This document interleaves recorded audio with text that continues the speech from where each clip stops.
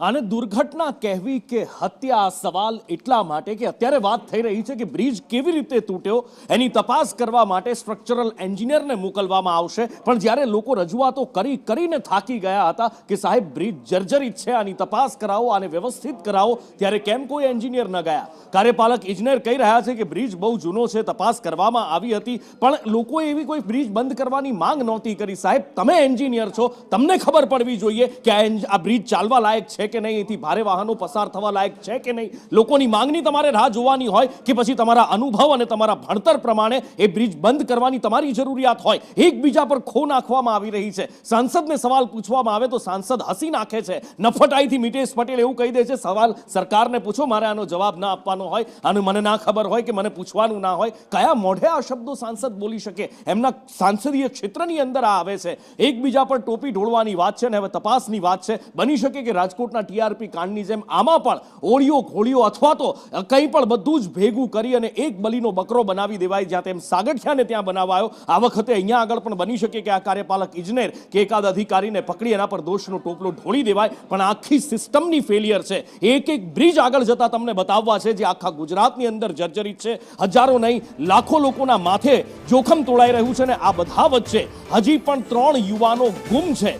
આંકલાવના બામણ ગામના 3 યુવાનો હજી પણ નથી મળી રહ્યા. એ 3 યુવાનો હજી પણ ગુમ છે અને 3 યુવાનોની શોધખોળ ચાલી રહી છે. કુલ 10 વાહનો ખાબક્યા હતા, 7 વાહનો ખાબક્યા હતા. 10 લોકોના મૃતદેહ અત્યાર સુધી મળ્યા છે. હજી સુધી અતુલ રાઠોડ, દિલીપ પઢિયાર અને મોહન ચાવડાની કોઈ જ માહિતી નથી મળી રહી. શોધખોળ ચાલી રહી છે. એનડીઆરએફની ટીમો પણ ત્યાં છે. બાઇક પર આ 3 યુવાનો પાદરા જવા માટે નીકળ્યા હતા અને જેવા એ પુલના સ્પામ ઉપર પહોંચ્યા ને ત્યાં બ્રિજ તૂટ્યો, એ સ્પામ નદીમાં પડ્યો અને સેંકડો ફૂટની ઊંચાઈથી એ યુવાનો નદીમાં ખાબક્યા હતા. પણ એ યુવાનો અત્યારે ક્યાં છે, શું છે, કંઈ જ ખબર નથી. પરિવારના જીવ તાળવે ચોંટેલા છે. એમની આંખમાંથી અશ્રુધારાઓ નથી રોકાઈ રહી. પણ બીજી બાજુ એ યુવાનો ક્યાં છે હજી સુધી કોઈ જ પત્તો નથી લાગી રહ્યો. એનડીઆરએફની ટીમ અત્યારે અથાગ પ્રયત્નો કરી રહી છે. મરજીવાઓને પણ બોલાવી લેવામાં આવ્યા છે. પાણીની અંદર પણ તપાસ થઈ રહી છે. પણ ક્યાંય હજી કોઈ પત્તો ન લાગતા પરિવારના જીવ તાળવે ચોંટેલા છે ને હેમખેમ એ 3 યુવાનો મળી જાય એવી પ્રાર્થનાઓ થઈ રહી છે.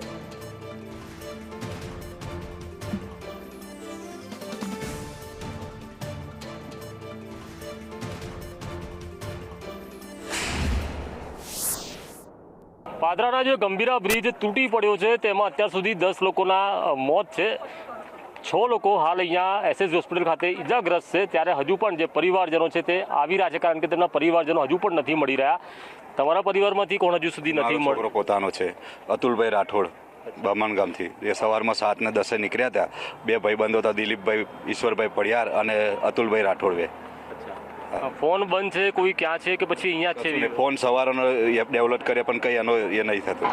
તમને આશંકા છે કે અહીંયા જ નદીમાં જ હશે? હા, 100% એવું લાગે છે અમને. શું કામથી નીકળ્યા હતા વડોદરા? એ લોકો તો નોકરી ના ગયા તો સવારમાં પાદરા કપડાં ખરીદવા નીકળવાની શક્યતા હતી. ને તમારું કોણ? મારા નણંદનો છોકરો છે. શું નામ છે એમનું? દિલીપભાઈ ઈશ્વરભાઈ પડિયાર.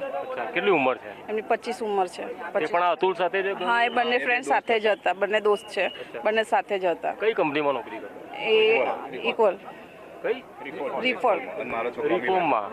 આજે એનો વીક ઓફ હતો તો કે છે માર્કેટ જઈને પછી કપડાં વપડા વગેરે લઈ ને પછી ઘરે જાશું. સવારે 7:30 ને 10 નીકળ્યા છે. અત્યારે કોઈ હતો પતો નથી. મોબાઈલ સ્વિચ ઓફ છે. તંત્રમાં કોની સાથે વાત થઈ તમારી? કોઈ જ નહીં, કોઈની સાથે વાત નહીં. અમે એસએસજીમાં પણ જઈને આવ્યા અને ગોત્રીમાં પણ જઈને આવ્યા, ત્યાં પણ કંઈ અમને મળ્યું નથી જોવા. ત્યાં બી અમે જઈને આવ્યા, જાસપુર બી અમે, મુજપુર બી અમે જઈને આવ્યા, ત્યાં બી કોઈ નથી. કોઈ નથી. એનો મતલબ કે ગુમશુદા છે, લાપતા છે.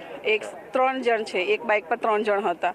આમનો છોકરો, મારો નણંદનો છોકરો અને એક બી ભાઈ છે, મોહનભાઈ કરીને, ભીખાભાઈ કરીને એક છે. મોહન ચાવડા કરીને છે. 3 લોકો હજુ નથી મળ્યા. તમને એવું છે કે આ અહીંયા જ ડૂબી ગયા? બાઇક નંબર 1359 નંબર છે.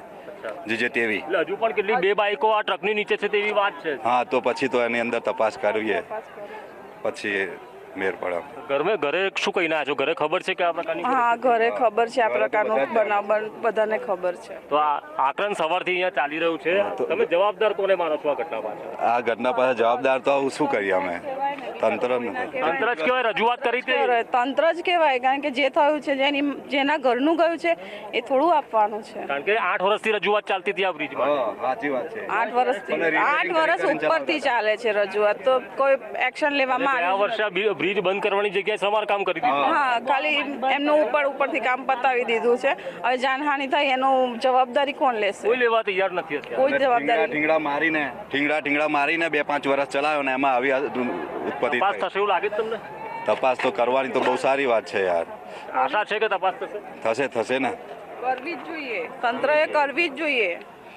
આ પરિવારજનો છે પોતાના જે બાળક છે તેને શોધવા માટે અહીંયા આવ્યા છે. 3 લોકો એક બાઇક પર સવાર હતા. આણંદથી પાદરા નોકરી જવાનું હતું પરંતુ ગયા નહોતા અને કપડાં લેવા માટે નીકળ્યા અને ત્યારે જ આ બ્રિજ ઉપરથી પસાર થતી વખતે આ બ્રિજ તૂટી પડ્યો.